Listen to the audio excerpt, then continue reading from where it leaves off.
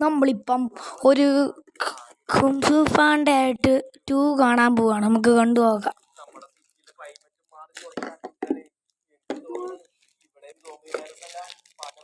തുടങ്ങുവാണ്.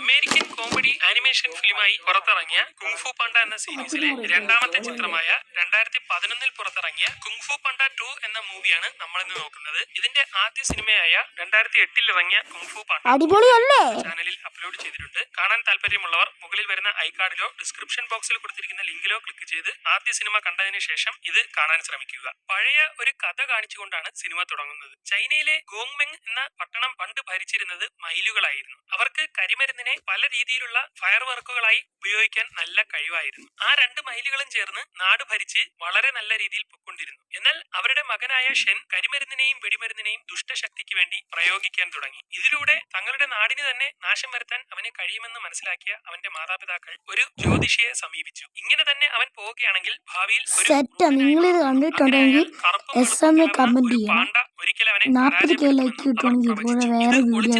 മനസ്സിലാക്കിയ ഷെൻ തന്റെ അനുയായികളുമായി ആ നാട്ടിലുണ്ടായിരുന്ന എല്ലാ പാണ്ടകളുടെയും നേർക്ക് തിരിയുകയും അവരെല്ലാം കൊന്നതിന് ശേഷം തിരിച്ച് മാതാപിതാക്കളുടെ അടുത്തേക്ക് എത്തിയപ്പോൾ അവൻ ചെയ്ത കാര്യമറിഞ്ഞ് അവർ ഭയപ്പെടുകയും അവനെ എന്നേക്കുമായി ആ പട്ടണത്തിൽ നിന്ന് പുറത്താക്കുകയും ചെയ്തു. ഇതിന് പ്രതികാരം വീട്ടുമെന്നും ഒരിക്കൽ ചൈനയിലുള്ള എല്ലാവരും അവന്റെ കാൽക്കൽ വീഴുന്ന ഒരു ദിവസം വരുമെന്നും പറഞ്ഞ് അവൻ അവിടെ നിന്ന് ഇറങ്ങിപ്പോയിക്കളഞ്ഞു. ഇവിടെ വെച്ച് സിനിമ തുടങ്ങുകയാണ്. പിന്നീട് കാണിക്കുന്നത് കുങ്ഫുവിന്റെ ജെയ്ഡ് പാലസ് ആണ്. അവിടെ ഇപ്പോ തീറ്റ മത്സരം നടന്നുകൊണ്ടിരിക്കുകയാണ്. പോയ്ക്ക് എത്ര ബന്നുകൾ ഒരുമിച്ച് തിന്നാൻ പറ്റുമെന്നുള്ള മത്സരമാണ് നടന്നുകൊണ്ടിരിക്കുന്നത്. അവരെല്ലാവരും ഇപ്പോ ഒരുമിച്ച് വളരെ സന്തോഷത്തിലാണ് അവിടെ കഴിഞ്ഞുകൊണ്ടിരിക്കുന്നത്. പെട്ടെന്ന് ഷിഫു വിളിക്കുന്നതിന്റെ ബെല്ല് അവിടെ മുഴങ്ങുകയും അപ്പോൾ തന്നെ ഷിഫുവിന്റെ അടുത്തേക്ക് ചെല്ലുകയും ചെയ്യുന്നു. അങ്ങനെ അവൻ ധ്യാനത്തിലിരിക്കുന്ന ഷിഫുവിന്റെ അടുത്തേക്ക് ചെല്ലുകയും എന്തിനാ വിളിച്ചതെന്നൊക്കെ അവൻ ചോദിക്കുമ്പോൾ, നീ ഇപ്പോ എപ്പോഴും തിന്നും കുടിച്ചുമാണ് ഇരിക്കുന്നത്, അതൊക്കെ കുറച്ച് കുറയ്ക്കണം, നീ ഒരു മഹായോദ്ധാവാണെന്നുള്ള ഓർമ്മ എപ്പോഴും കാണണം. മഹാഗുരു ഉക്ക് പഠിപ്പിച്ച ഒരു അടവ് നിന്നെ ഞാനിപ്പോൾ പഠിപ്പിക്കാൻ പോവുകയാണെന്ന് പറഞ്ഞ ശേഷം മുകളിൽ നിന്ന് ഇറ്റ് വീഴുന്ന ഒരു വെള്ളത്തുള്ളിയെ അദ്ദേഹം പ്രത്യേക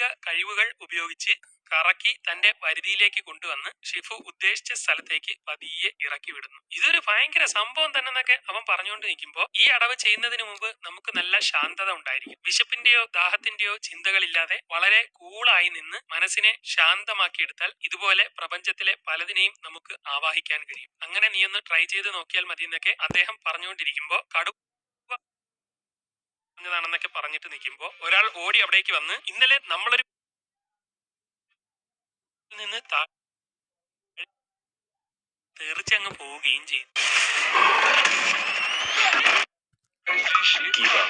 അമിത ആത്മവിശ്വാസം വേണ്ട, കാത്തിരുന്നു. ഞങ്ങൾ നിങ്ങൾ എന്താ ചെയ്യാൻ പോകുന്നത് കണ്ടോ? അത്ര കഠിനമായി ഞങ്ങൾ പരിശീലിച്ചിട്ടുണ്ട്. ഞങ്ങളൊക്കെ പിന്നെ എന്ത് ചെയ്തെന്നാ കരുതിയേ? കുത്തിയിരുന്ന് പൂ പറിക്കായിരുന്നു വിചാരിച്ചോ?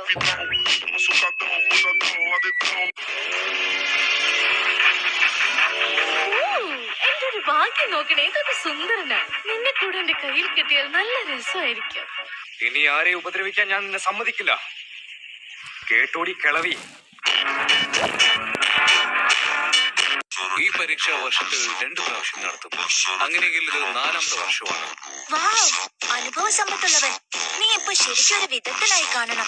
അതെ, വേണമെങ്കിൽ പറയും. കൊള്ളാലോ, അപ്പൊ നിനക്ക് ഞങ്ങൾക്ക് പറഞ്ഞു തരാൻ പറ്റും. അതെ, ചില വിദഗ്ധന്മാർ ഒരിക്കലും ജയിക്കാറില്ല. പിന്നെ ഇതാണ് ടോയ്ലറ്റ്. നീ തീർന്നടാ. അയ്യോ സാറേ, അറിയാതെ പറ്റിയതാണ്. കേട്ടല്ലോ, ഗുഡ് ബോയ്. നീ എന്താടാ സംസാരിക്കുന്നത് കേൾക്കാതെ സമാധാനമായിട്ട് കിടന്ന് ഉറങ്ങാ?